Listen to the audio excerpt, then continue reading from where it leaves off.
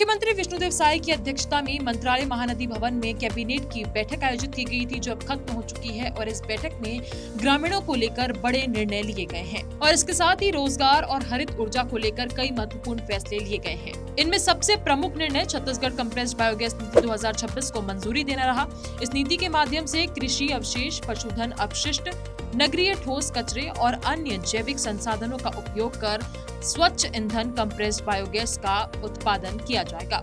सरकार का मानना है कि ये नीति न केवल अपशिष्ट प्रबंधन और पर्यावरण संरक्षण को नई दिशा देगी, बल्कि किसानों की आय बढ़ाने, ग्रामीण रोजगार सृजन और हरित अर्थव्यवस्था को मजबूती देने में भी महत्वपूर्ण भूमिका निभाएगी। छत्तीसगढ़ मंत्रिपरिषद ने राज्य में वैकल्पिक और स्वच्छ ऊर्जा को बढ़ावा देने के उद्देश्य से छत्तीसगढ़ कंप्रेस्ड बायोगैस नीति के प्रारूप का अनुमोदन कर दिया है। सरकार के विजन के अनुसार हर साल लगभग 5 लाख टन कंप्रेस्ड बायोगैस उत्पादन की क्षमता मौजूद है।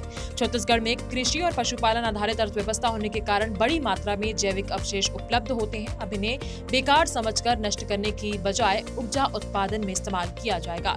सरकार का मानना है कि इससे राज्य ऊर्जा आत्मनिर्भरता की दिशा में एक बड़ा कदम बढ़ाएगा। नई नीति का सबसे बड़ा लाभ ग्रामीण क्षेत्रों और किसानों को मिलने की उम्मीद जताई गई है। फसल कटाई के बाद बचने वाले अवशेषों को बेचकर किसान अतिरिक्त आय अर्जित कर सकेंगे। वहीं गोबर और अन्य जैविक संसाधनों का भी आर्थिक मूल्य बढ़ेगा। सीबीजी संयंत्रों की स्थापना से गाँव में रोजगार के लिए अवसर पैदा होंगे और स्थानीय स्तर पर आर्थिक गतिविधियां बढ़ भी सकेंगी। इसके साथ ही मंत्रिपरिषद ने ग्रामीण क्षेत्रों में रोजगार सशक्तिकरण, विभागीय योजनाओं के अभिसरण और डिजिटल सुशासन को बढ़ावा देने के लिए आज एक महत्वपूर्ण निर्णय लेते हुए विकसित भारत रोजगार और आजीविका के लिए गारंटी मिशन यानी कि PBGRAMजी योजना के तहत छत्तीसगढ़ के प्रारूप का अनुमोदन कर दिया है। भारत सरकार के अधिनियम 2025 के अनुरूप लागू की जा रही इस योजना के तहत पात्र ग्रामीण परिवारों के वयस्क सदस्यों को हर एक वित्तीय वर्ष में 125 दिन अकुशल श्रम आधारित रोजगार की वैधानिक गारंटी प्रदान की गई है। विकास कार्यों की बेहतर कार्य योजना और निगरानी के लिए आधुनिक तकनीक और डिजिटल प्रणालियों का उपयोग करते हुए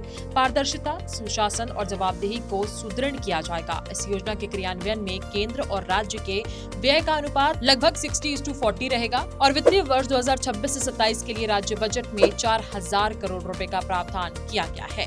तो सरकार के इन फैसलों को लेकर आपकी क्या राय है? हमें कमेंट करके अपनी राय जरूर बताएं। ऐसे ही तमाम खबरों के लिए बने रहें IBC 24 डिजिटल के साथ।